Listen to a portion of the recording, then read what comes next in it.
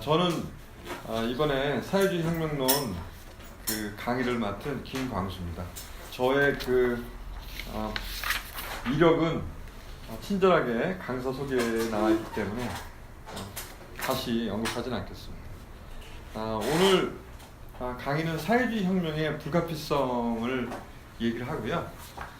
그 다음에 사회주의 혁명의 효시라고 할 수 있는 파리 코뮌에 대해서 인류 최초의 노동자 국가로 등장했던 파리 코뮌에 대해서 간략하게 살펴보고, 또 인류 최초의 사회주의 혁명이 일어났던 러시아 혁명을 또 역시 간략하게 알아보도록 하겠습니다. 먼저 그래서 본 강의는 총 3가지로 나눠져 있는데요. 첫 번째는 그 사회주의 혁명이 이제 왜 불가피한가, 즉 필연성, 이 부분을 말씀드리고, 아까 말씀드린 파리 코뮌하고 러시아 혁명 이렇게 나눠서 3부분으로 나눠서 하겠습니다. 먼저 자본주의가 만들어온 사회주의 사회의 필연성에 대해서 말씀을 드리겠습니다. 이 앞에서 이미 배우셨겠지만 생산이 이렇게 발전하면은 사람들이 이제 나이 들수록 겸손해지기 시작하면 어떤 얘기를 하냐면, 어떤 일을 한번 이루려고 하더라도 나 혼자 힘으로 한 건 아니고 여러 사람들이 정말 도와주셔서 이렇게 뭔가 이룰 수 있었다, 이렇게 겸양지덕의 의미로 많이 말씀을 하시죠. 그런데 그게 사실입니다. 그렇죠? 예를 들면 제가 야구, 요즘 프로야구 뭐 이렇게 하니까 야구 선수라고 하면은 야구 선수가 그 경기에 나와서 안타를 한번 치는 거를 하려면 배트가 필요하잖아요. 운동선수니까 운동 경기 복이 필요하잖아요. 신발도 필요하잖아요. 운동장도 필요하죠. 그 다음에 대회를 치를 수 있게 뭐 교통정리 하신 분도 필요하잖아요. 수많은 사람이 협약이 이루어지지 않으면 그 선수가 안타를 치는 게 불가능합니다. 배트를 만드는 사람들, 글러브를 만드는 사람들, 또 그 많은 선수들을 운동장에 세워준 사람들, 또 그걸 세우기 위해서 들어간 돈 등등등 여러 사람들의 협업이 이루어지지 않으면 어떤 행위도 사실은 불가능한 것이 이미 우리 현대사회죠. 그래서 자본주의 사회에서는 그것을 이제 협업이라는 의미로 많이 얘기를 합니다만은, 생산이 이루어지려면 많은 사람들이 힘을 모으지 않으면 생산이 불가능해졌어요. 예를 들어서 혼자서 이제 석계시대 때 뭐 조개를 까먹고 그냥 울적한 마음에 돌을 내리쳤더니 그것이 뾰족해져 가지고 우리가 도구를 만들었다, 이런 시기가 아니잖아요. 그래서 칼을 하나 만들려 하더라도 철이 필요하죠. 철을 만들려면 기본적으로 또 뭐가 필요하죠? 철광석이 필요하죠. 철광석을 필요하면 그냥 생기는 게 아니잖아요. 철광석을 어디서 캐야 되고, 또 그걸 운반해야 되고, 그걸 용광로에 넣어야 되고, 그걸 다시 선철을 해야 되고, 다시 또 제철을 해야 되고, 그걸 또 두두에 담조를 해야죠. 갈아야죠. 그 다음에 또 옮겨야죠. 그래서 그것이 거우 내 손아귀에 들어오는 거잖아요. 칼 하나를 얻기 위해서도. 그러니까 그런 모든 행위 자체가 노동 그 자체가 개인에 의해서 이루어질 수 없다. 또 생산 그 자체가 개인에 의해서 이루어질 수 없다고 해서 개인의 반대말은 당연히 사회가 되는 거죠. 그래서 여기서 참고로 말씀드리면 사회주의의 반대말은 뭐가 될까요? 개인주의가 되는 거죠. 사회주의의 반대말을 민주주의라고 하는 그렇게 배우셨잖아요. 초등학교 때. 네. 그게 잘못됐죠.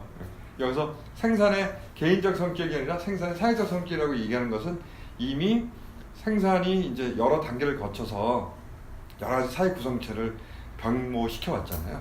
앞에서 배운 것처럼 초기에는 원시 공장에서 사회였다가, 그 다음에 생산력이 발달하니까 노예제 사회로 갔다가, 또 노예를 데리고 일을 시키는 게 불가능해지니까 봉건제 사회로 갔다가, 그것도 안 되니까 나중에는 이제 자유로운 노동자가 등장하는 자본주의 사회가 됐는데, 자본주의 사회까지 올 동안에는 사실은 노동의 사회적 성격은 점점 더 강화되어 왔죠. 노동의 사회적 성격이 점점 강화되어 오니까 결국은 어떤 일이 벌어지면 모두가 협업을 하지 않고는, 모두가 힘을 들이지 않고는 우리가 누리고 있는 생활 조건을 도무지 만들어낼 수가 없는데, 그 생활 조건을 만들어내는 사회적 노동의 결과물을 일부 극소수가 전유함으로써, 즉 전유라는 것은 자기가 소유할 뿐만 아니라 처분할 권리를 갖는 것을 전유라고 하는데, 전유함으로써 사실은 많은 사람들이 고통을 당하게 되는 결과가 이뤄지거나 사회적 노동의 결과물이 오히려 개인에게 방탕한 뭐 사치나 뭐 이런 걸로 귀결되는 것들을 도저히 참을 수 없는 단계까지 오게 되는 거죠. 이런 것이 이제 생산의 사회적 성격이 심화되면서 우리 눈에 점점 보이는 것들이 되고요. 그러니까 말씀드린 것처럼 사회적 성격이 생산의 사회적 성격이 심화된다는 거는 다시 말해서 생산력이 무지하게 발달한다는 의미가 되는 거고요. 생산력이 무지하게 발달하다 보니까 어떤 일이 벌어지냐면 뭐가 막 남어. 막 노골적으로 남아서 문제가 되는 경우가 최근에 또 발생한 게 쌀이 남아돌잖아요. 쌀이 남아돈다는 건 우리가 빵을 많이 먹어서도 되지만 실제로 이제 식량이 한 나라의 기준으로 본다면 옛날에는 식량이 모자른다고 그래서 굉장히 문제가 됐었잖아요. 멜더스 기억하시죠? 그 멜더스가 인구론 얘기를 썼잖아요. 그거 아시죠? 그 사람의 핵심은 뭡니까? 멜더스 인구론의 핵심은 뭡니까? 산화 제한이에요.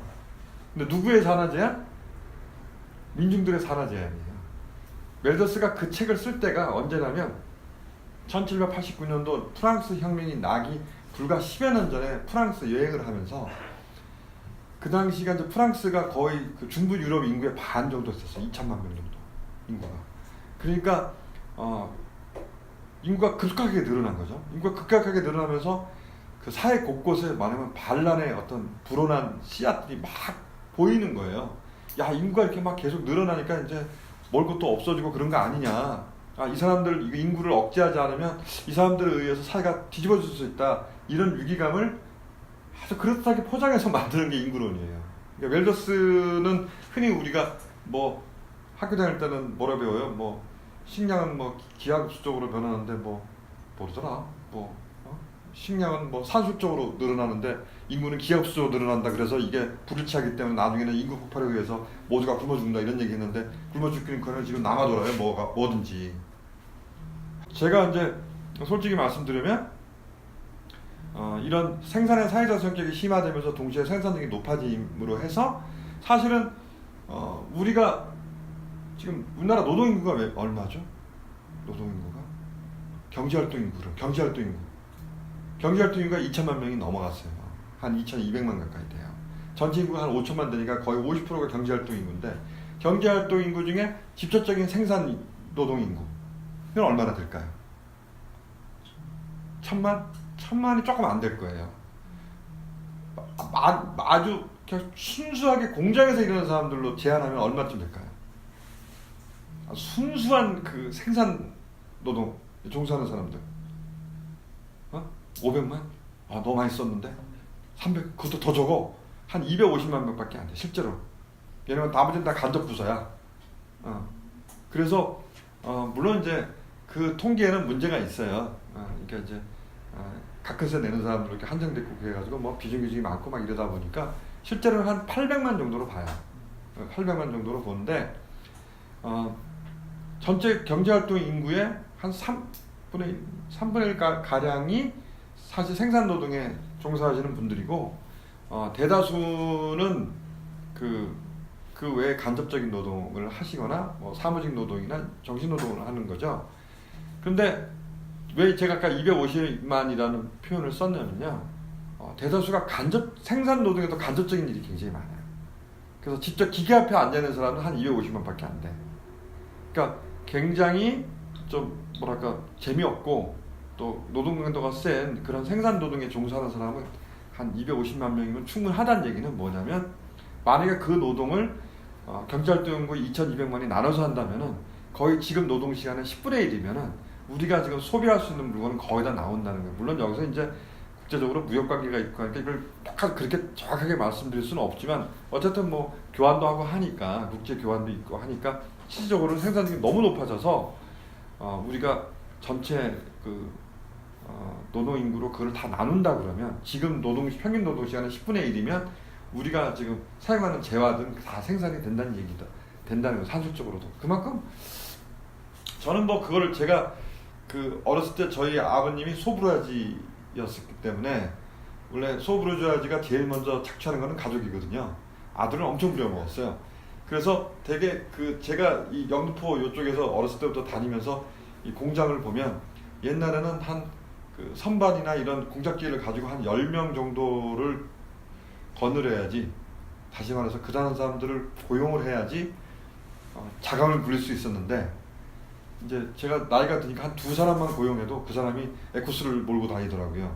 그것은 한 사람의 이제 노동이 만들어내는 가치가 어마어마하게 커져서 그 사람들에 대한 2명만 착취를 해도 사장이 먹고 사는데 아무 지장이 없는 거예요. 우리가 요 앞에서 배우셨죠? 기본적으로 착취가 되려면 생산력이 받쳐줘야 돼.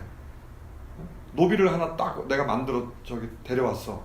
애한테 밥을 먹이는데 얘를 1년 내내 농사 졌는데 딱 자기 먹을 것만 생산해. 그러면 내가 죽이는 게 낫지, 걔네 고기를 뜯어먹는 게 낫지, 노비를 들을 이유가 없잖아요. 그렇잖아.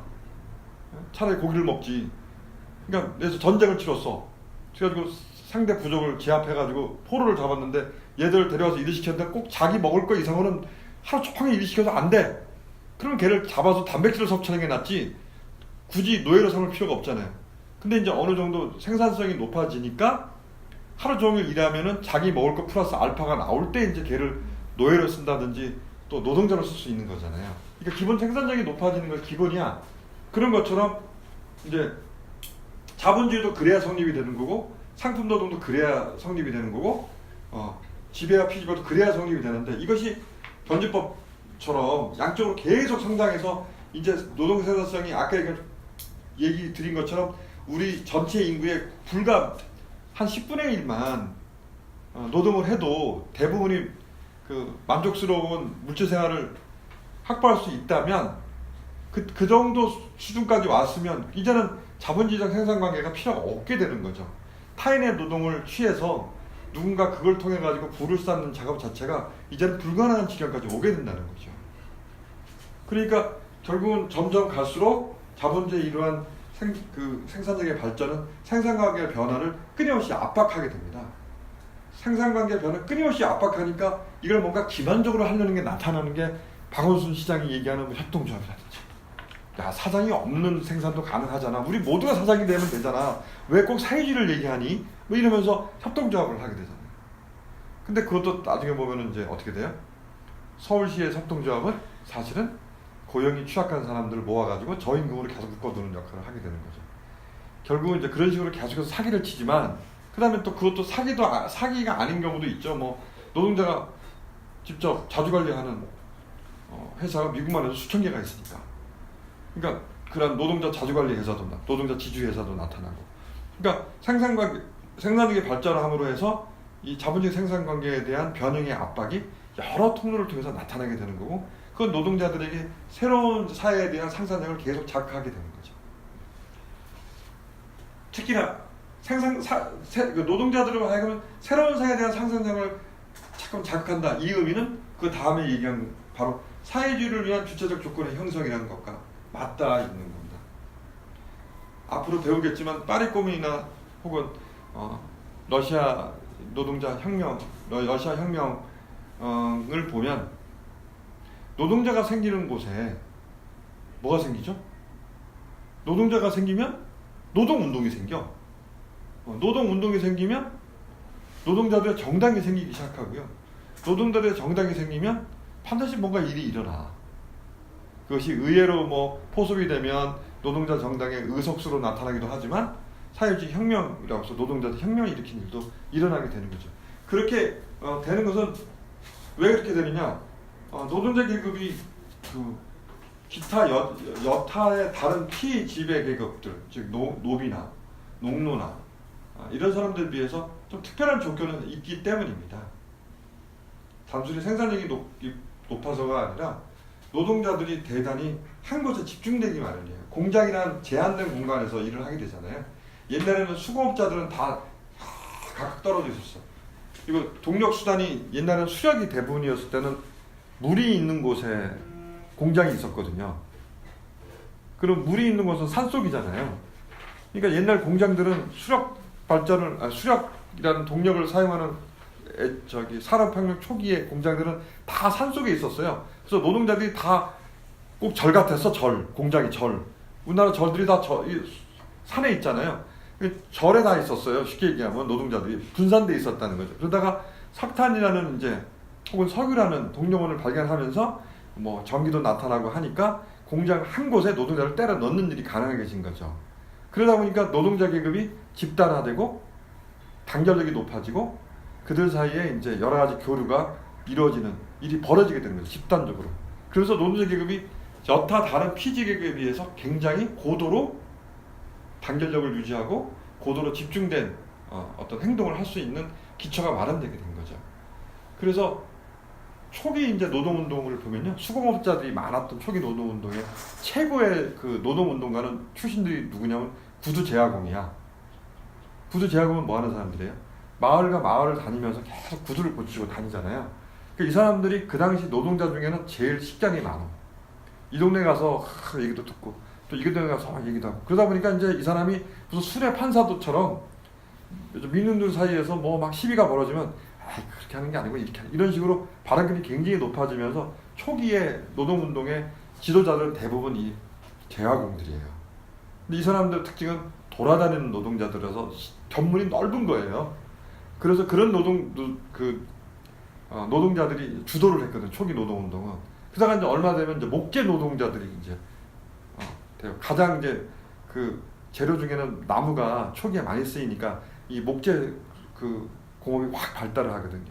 그러니까 레기엔이라고 이제 독일 노동운동에서 아주 나쁜 놈으로 찍히기는 한데 한 20년 동안 우리 같으면 민주노총 위원장 한 놈이 있어요. 레기엔이라고 1차 대전 끝날 때까지 해먹은 놈인데 이 친구도 목재 노동자 출신이에요.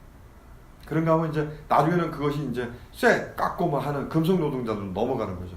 그래서 우리나라 민주노총 위원장은 대개 이제 금속 출신들이 많이 하게 되는 게 바로 이러한 산업의 변천하고도 연관이 있는 거죠. 근데 거기서 핵심은 뭐냐? 노동자들이 고도로 집중되고 고도로 단결력이 높아지게 되면서 거기서 이제 정치적 각성이 이루어질 수 있는 가능성이 높아지게 된 거죠. 그런 것이 이제 주체 형성을 하게 되는 큰 이제 전제가 되는 겁니다.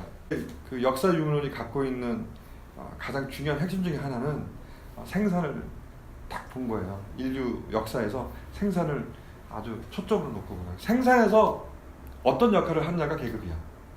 그걸로 사람들을 나누는 거예요. 그럼 생산에서 어떤 역할을 하느냐를 가지고 사람들을 분류하면 아까 생산수단에 있는 사람이 있고 생산수단이 없는 사람도 있잖아요. 그렇게 크게 나누면 뭐예요? 그걸 뭐라 그래? 무상계급이다, 유상계급이다 이렇게 나누는 거죠. 하는데 이제 그 계급이라는 건 항상 홀로 존재하는 것이 아니라 아까 얘기한 것처럼 이런 계급 사회를 우리가 단계로 이렇게 나눴잖아요. 생산 양식이 있다, 뭐 생산 관계가 있다. 근데 그 생산에서 필요한 관계를 맺는 사람들끼리 항상 존재하는 거예요. 마치 홀로는 규정하기 되게 어려운 그 개념들이 있잖아요. 홀수가 있으면 짝수가 반드시 있어야 되는 것처럼. 그러면 크게 나눠서 무산자와 유산자가 있다고 하지만 하나의 생산 관계 속에서는 항상 맞대응하는 게 있는 거죠. 즉 생산 수단을 소유하면서 다른 계급에 어떤 관계를 맺고 있느냐. 그래서 지주가 있으면 뭐 농노가 있는 거고, 혹은 뭐 노예주가 있다면 노예가 있는 거고, 그 다음에 자본가가 있다면 노동자가 있는 거죠. 이런 게 계급이야. 생산에서 어떤 역할을 하느냐에 따라서 분류하는 거죠. 하나의 생산 관계 내에서 전제는 특정 생산 관계 내에서 생산에서 어떤 역할을 하고 있느냐는 거지.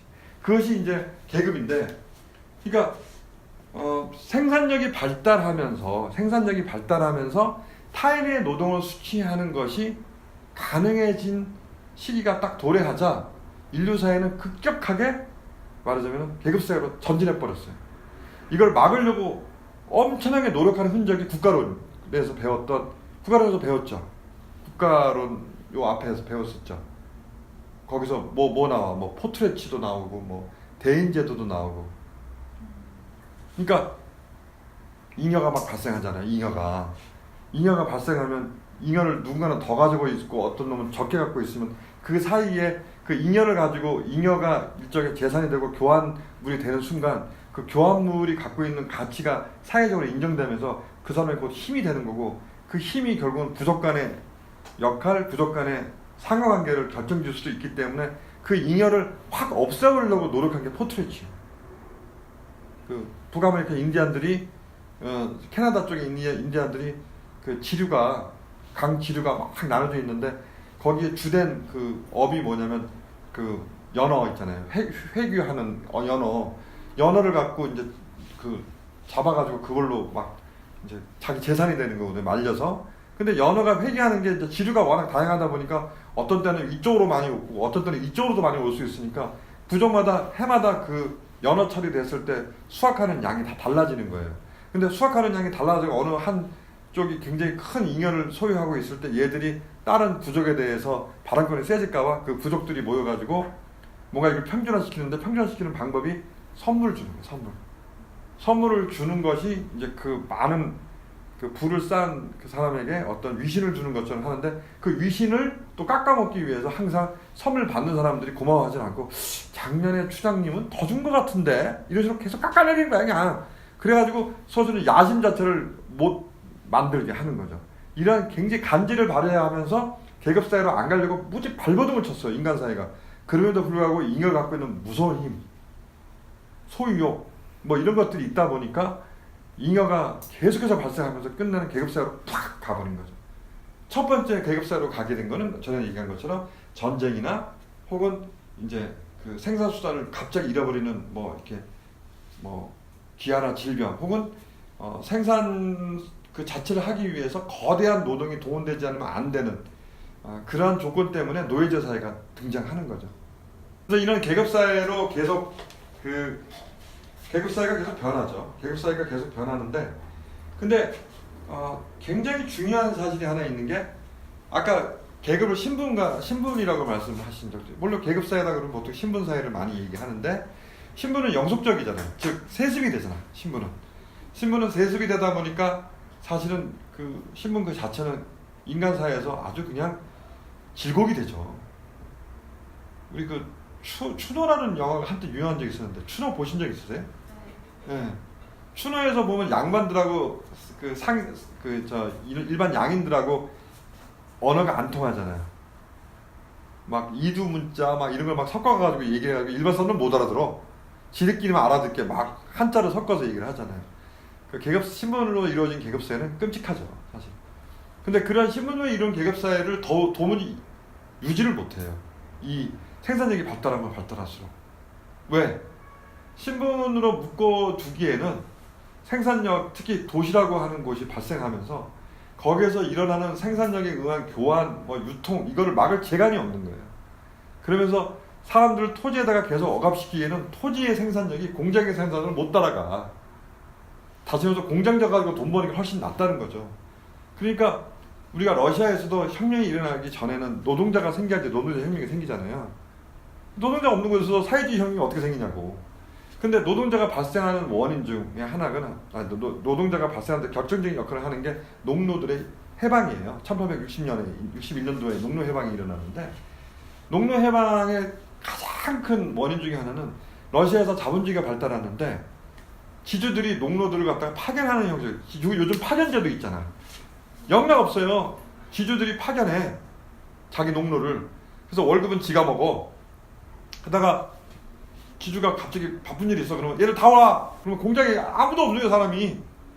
그러니까 농노로 그 신분적 제도에 이게 얽려 있으니까 자유로운 365일 일할 사람들이 필요한데 그 사람들이 없는 거예요. 극히 일부만 뭐 해방 농노가 좀 있고, 그러니까 막 자본가들 입이 이딴하게 나와가지고 농노 해방시켰다고 지랄지랄 해가지고 농노가 해방되는 거예요. 농노들이 직접 추진한 것도 물론 있지만 생산력이 발전함에 따라서 자본가의 필요성, 그 사회 필요성 때문에 농노가 해방되는 거죠. 그래야지 이제 자유로운 노동자가 발생하는 거예요. 여기서 노동자가 자유롭다는 의미는 그런 의미가 있어요. 신분적 억압에서 해방됐다라는 긍정적 의미도 있지만 실제로 보면 이 사람은 365일 일할 수 있게 하는 봉건적 구시대적 억압을 풀어내서 자본가로 하여금 365일 내내 일시킬 수 있는 권리를 준 거나 마찬가지죠. 그래서 노동자 계급의 등장은 이중의 의미를 갖는 거죠. 하나는 아주 극악한 착취의 시작이 되는 거고, 극악한 착취를 가능하게 하는 매우 자유로운 노동자가 발생하는 거고, 또 하나는 신분적 억압으로서는 더 이상 인류를 노동으로 몰아가기에 강제 노동을 시키기에는 이제 그 소위 말해서 무산자 계급의 힘이 점점 세진 거죠. 인구도 늘어났고 그들이 가지고 있는 수단도 많아졌고 또 투쟁도 많이 했고 이거 축적되면서 결국 심리적 억압에서 벗어난 자유로운 노동자들이 나타나는 거죠. 하지만 이들이 이제 결국은 아까 얘기했던 사회주의 혁명을 일으키는 주체가 되는데 근데 이제까지 혁명이 안 일어났느냐? 뭐 혁명 많이 일어났잖아요, 그죠? 우리가 알고 있는 혁명 중에 제일 유명한 게 프랑스 대혁명도 있고, 그죠? 그 다음에 뭐 또 혁명은 직접 이루어지지 못했지만 수많은 투쟁이 있었고, 뭐 종교혁명이라고 해가지고 뭐 루터의 종교개혁 때도 있었고, 그 다음에 스파르타쿠스의 난도 있었고, 또 실제로 뭐 저 한국에서도 보면 뭐 동학혁명도 있었고, 굉장히 많은 혁명들이 일어났잖아요. 혁명이 일어났는데 그런 혁명들의 결과는 실제로는 그 노동자가 직접 자기가 통치의 주인이 피지배 계급의 직접 통치의 주인이 되려고 하기에는 항상 부족했다는 거죠. 그러니까 농민들이 전쟁을 하게 되면 결국은 부르주아로 뭐 지배격이 바뀐다든지 농노들이 일어나가지고 노예주를 몰아내면 이제 새로운 계약관계가 형성돼서 뭐 봉건 영주가 나타났는지 이런 결과를 초래했는데 계급사회의 거의 끝마무리에 온 자본주의 사회에서는 이제 그런 결과는 나타날 수가 없고 실제로 이제 노동자들이 스스로 지배계급이 되는 수밖에 없다는 것을 두 혁명이 사실 보여주고 있습니다. 아까 말씀드린 파리革命과 러시아 혁명이 그 혁명을 보여주고 있다. 이렇게 말씀드릴 수 있을 겁니다. 사실 그 계급사회, 인류의 역사는 계급 투쟁의 역사라고 얘기하잖아요. 계급사의 역사를 보면 결국 피지배 계급의 보편성이 계속 확대되는 과정에 있다 이렇게 보시면 돼요. 피지배 계급의 그 자체의 보편성이 아니라 피지배 투쟁의 보편성, 피지배 계급의 요구의 보편성, 피지배 계급의 운동의 보편성이 계속 확대되어 왔다 이렇게 볼 수 있습니다. 그러니까 예를 들면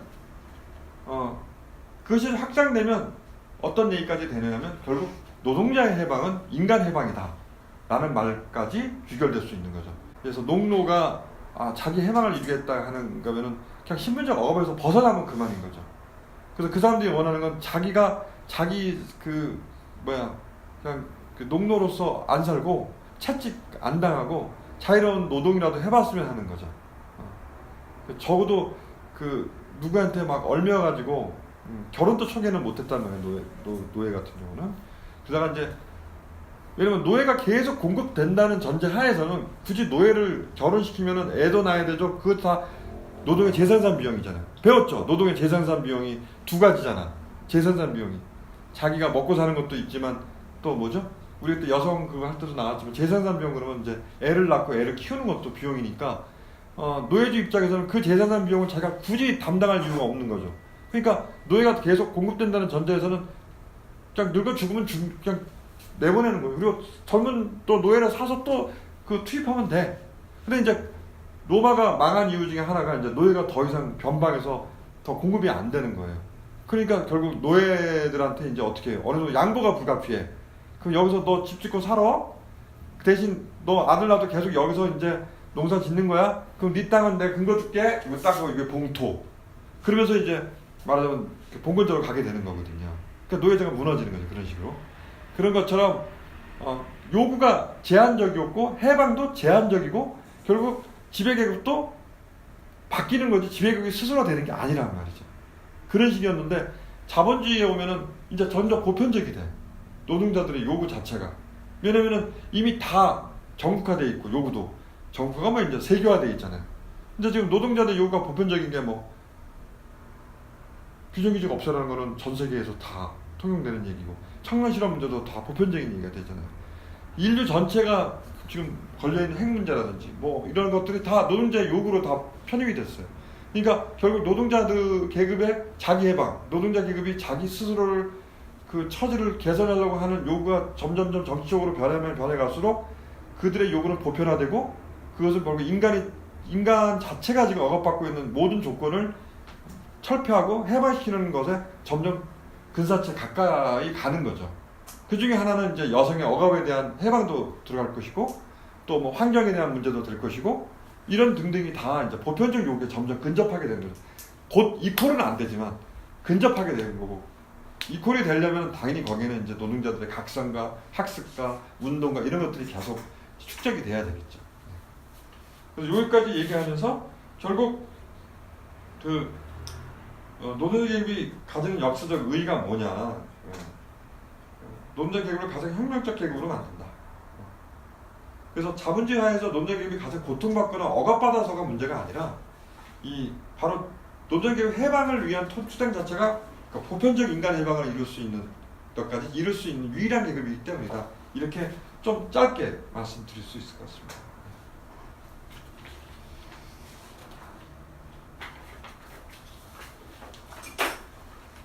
그래서 우리가 사회주의 혁명을 한다라는 것은 지금 말씀드린 것처럼 일단 계급사회를 없애는 거죠. 그리고 인간 해방을 실현하는 겁니다. 그 다음에 그 인간에 의해 합리적으로 의식적으로 운영되는 생산체제, 사회체제, 즉 사회주의 사회를 건설하는 거죠. 왜 여기서 인간에 의해 합리적 의식적으로 운영된다는 얘기를 하냐면 경제학, 요즘 뭐 주류경제로 하는 건 다 엉망이 됐습니다. 돈을 찍어내는 세상이 됐기 때문에 통화주의도 뭐 웃기는 거고, 재정학파도 다 웃기는 얘기고, 설주한 얘기로 부르주아 경제학은 완전히 무너졌습니다. 2008년도 그런 얘기 들어보셨죠? 앞에서 경제학 경제 배우면서 그런 얘기 들어보셨을 거예요. 사실 그 전제가 다 없어졌어요. 돈을 찍어내는 순간이 오면서 통화주의라는 거는 뭐예요? 통화와 재화의 관계 속에 뭐 소위 말해서 수요 공급이라고 얘기하는 그 관계 속에서 돈의 가치가 결정된다는 얘기인데, 돈을 찍어내고 어마어마하게 찍어내고 있으면 원래는 통화가 뭐예요? 똥값이 돼야 되잖아. 그죠? 인플레가 어마어마하게 돼야 돼. 인플레가 안 생기잖아요. 별로 안 생기잖아요. 그거는 부르주아 경제학이 완전히 무너진 거예요. 사실은 막스가 얘기한 것처럼 화폐에 대한 존중은 화폐 뒤에는 국가의 힘이에요. 지금 달러를 지탱하는 힘은 한국마음 12층에 있는 거지 다른 데 있는 건 아니에요. 그래서 결국은 이제 상징으로서만 화폐가 남아있는 거고, 경제가 돌아가는 거는 결국은 국가의 권위, 자본가의 폭력, 그 다음에 자본가 국가의 그 동조된 폭력에 의해서 유지가 되고 있는 거지. 이건 뭐 나중에 더 얘기할 기회가 있겠습니다만, 이런 실인데 실제로 그 시장이란 말을 많이 하면 시장은 알 수 없는 것, 혹은 시장은 마치 우리들 의지에 밖에 있는 것, 그래서 우리가 통제할 수 없는 것, 이런 식으로 나타나잖아요. 제일 웃기는 게 이런 거잖아요. 시장에서의 반응은 차갑습니다. 뭐 시장은 이렇게 판단해서 누군지를 몰라. 그래서 그 경제 그 뉴스 하는 애들이 아주 많이 들먹이는 얘기가, 시장의 반응은 뭐 어떻습니다. 시장의 반응은 누구를 얘기하는 거야? 다 몰라요. 주체가 누군지 몰라. 알고 보면 뭐 결국 증권거래소에 있는 직원 몇 명이나 아니면 뭐 경제 뉴스 하는 애들 해설자 한 2명 얘기해요.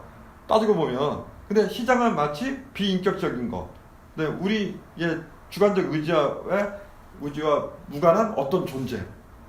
뭐 이런 식으로 항상 얘기가 돼요. 근데 그건 또 거꾸로 뭘 얘기하면 시장을 알 수 없다는 것. 즉 다시 말해서 인간의 의식적 통제 밖에 있다는 거죠. 왜냐면 시장을 어떻게 해석하냐면 만인에 의한 아담 스미스는 뭐라고 했어요? 보이지 않는 소 이런 얘기 했잖아요. 보이지 않죠, 당연히. 그러니까 계속 시장에서 뭐 한다면 우리는 더더욱 안 보이는 거지. 그러니까 이런 식으로 얘기를 했는데, 그러다 보니까 시장에다 맡긴다는 의미는 뭐가 되는 거죠? 운명에 맡기는 거고, 운에 맡긴다는 거고, 실제로 우리 의식적 통제 밖이라는 얘기밖에 안 돼요. 마치 거기는 대단한 무슨 법칙성이 있고, 뭐 선언적인 뭐가 있는 것처럼 얘기하지만 사실은 아무것도 없는 거죠. 그러니까 시장에 맡긴다는 의미는 인간이 의식적으로 통제할 수 있는 말하자면 의지를 논다는 의미가 되는 거죠. 그래서 우리는 가난도 해결할 수 없고, 또 과잉 생산도 해결할 수 없고, 또 계속 되풀이되는 공황도 해소할 수 없고, 또 계속되는 실업 위기도 해소할 수 없다는 것처럼 되는 거죠. 그런 이돌리가 만들어지는 거지. 하지만 우리가 이미 배웠지만 과잉 생산의 원인은 자본의 이윤 추구에 있고, 자본이 이윤을 추구할 수밖에 없는 것은 바로 뭐예요? 생산의 성격 그 자체가, 자본주의 성격 자체가 상품 생산이고, 상품 생산이기 때문에 거기는 노동이 구매돼야 되는 거고 결국 자본주의 기반을 올린 자본가 계급과 노동자 계급의 존재 때문에 이런 결과가 초래된 거잖아. 그러면 결국 자본가 계급과 노동자 계급의 분리, 즉 계급을 철폐하면 다른 문제도 우리가 의식적으로 접근할 수 있는 통로가 열린다는 명확한 사실을 계속해서 부정하고 있는 거죠. 그래서 결국은 우리가 사회주의 혁명을 한다는 것은 바로 인간에 의해서 합리적으로 의식적으로 운영될 수 있는 사회를 건설할 수 있다는 얘기가 되는 겁니다. 실제로 그렇게 할 수 있는 거죠. 예를 들면 실업이 문제가 돼? 일자리 주면 돼요. 근데 일자리를 어떻게 주죠? 지금 노동시간 단축하자 그러면 난리가 나요. 성명서 양쪽에서 그냥 한 600개씩 날려도 노동시간 1시간 줄이나 2시간 줄이나 그런 얘기 하잖아요. 하지만 사회주의 혁명을 통해서 소위 말해서 상품 생산의 그 결과물들을 전취하고 있는 자본가격이 없어졌다고 치면 우리는 우리가 필요한 만큼만, 즉 필요한 생산으로 도입할 수 있고 필요한 생산하는 거는 필요한 노동력을 분배하는 거 아니야. 그러면 실업이 왜 생겨? 노동시간을 대폭 줄일 수 있잖아요. 주 40시간 주 한 10시간 줄이면 되죠. 그럼 누구나 다 일자리를 줄 수 있어요. 솔직한 얘기. 그리고 먹고 사는 거는 자기들 그린카드 하나씩 줘요. 그 카드 있으면 노동하는 사람한테는 의무적 권리로서 슈퍼 가서 긁어가지고 그냥 물건 사면 돼. 살 것도 없어. 그냥 긁으면 돼. 그냥 무조건. 그죠? 가격도 없어질 거예요. 뭐 이런 식으로 의식적 통제가 가능한 사회가 올 거라고요. 충분히 가능하다고. 그럼에도 불구하고 그걸 막고 있는 거죠. 계급사회가. 노동 분업을 마치 그냥 대단한 근가옥조를 여기고 노동 분업이 깨지면 인류사회가 무너질 것처럼 얘기하죠. 하지만 실제로 노동 분업을 그렇게 하지 않고도 생산이 유지되고 적절한 사회가 유지된 예는 인류사에 수천 건 있어요. 좀 얘가 그렇지만 뭐 이스라엘의 키부츠 옛날 얘기 많이 하잖아. 그 공동체는 노동을 다 한다고. 다 해도 잘 돼. 생산력이 세계 최고였어요. 키부츠 농장이. 그러니까 이런 식으로 모두에게 그리고 나서 그걸 다 하고 의사도 있고 모두 있고 다 있는 거예요. 생산 노동은 다 같이 하면서.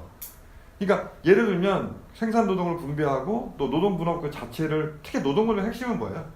자본과 경영, 노동은 따로 이런 거잖아요. 뭐 노동자들이 얼마든지 경영해가지고 경영도 잘할 수 있다는 얘는 좀 얘가 또 그렇지만 하나그룹 김수현이 아빠가 원래 해방 후에 노동자 자주관리 운동할 때 노동자 대표로서 공장 갔던 사람이에요. 미군정이 와가지고 보니까 얘가 잘하니까 네가 그냥 사장해. 그래가지고 사장 돼가지고 재벌됐잖아. 뭐 이게 얘가 좀 그렇긴 하지만 어쨌든 그 자본 경영이라는 게 무슨 타고난 게 아니라는 얘기죠. 노동자들 사이에서도 노동자 대표 투표로 뽑은 사람이거든요.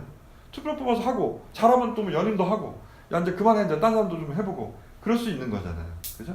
노동분업의 가장 악랄한 게 바로 그거잖아. 왜 노동자는 날마다 저기 뭐 높은 데 올라가지고 사장은 안 올라가? 난 그게 제일 웃겨. 그죠? 사장은 계속 그 자리인데 노동자는 계속 높은 데 올라가야 돼. 고공농성이나 해야 되고. 그죠?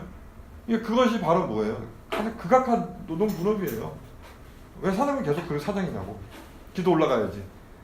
이게 무슨 얘기냐면 결국은 이런 식으로 계급을 구별하고 노동분업을 계속 조장하는 그래서 그 노동분업을 계속해서 그 상하를 정당화시키는 교육제도라든지 여러 가지 제도들 관습이나 이런 것들이 사실은 자본주의 사회에서 끊임없이 존재하고 그런데 이런 것들을 계급을 철폐하고 사람들에게 노동을 분배하고 하다 보면 노동의 분업이 폐지되고 또 그런 소외된 노동 자기가 일은 하는데 실제로 그 성과물들이 사실 자기를 더 옥죄는 그러므로 해서 노동 그 자체가 극악한 즐거움이 아니라 극악한 어떻게 형벌이 되는 이런 것들은 우리가 벗어날 수 있다는 거죠. 그래서 결국 우리가 지향하는 사회는 뭐 막스가 표현한 자유로운 생산자들의 연합이다 이런 표현을 했는데 모두가 생산자니까 모두가 생산자가 그 어떤 보편적 권리를 가지고 그들의 자결권, 자주 의결에 의해서 이루어지는 사회 그것이 이제 말하자면 자유로운 생산자들의 연합체가 되는 거죠. 그렇게 이제 표현을 한 겁니다. 그렇게 표현했다고 표현을 한 것이지 그것의 구체적 형태는 다양하게 나올 수 있는 거죠. 그 구체적 형태를 역사적 예를 우리는 이제 프랑스 파리革命과 러시아 혁명에서 찾아볼 수 있다 이렇게 말씀드릴 수 있겠습니다.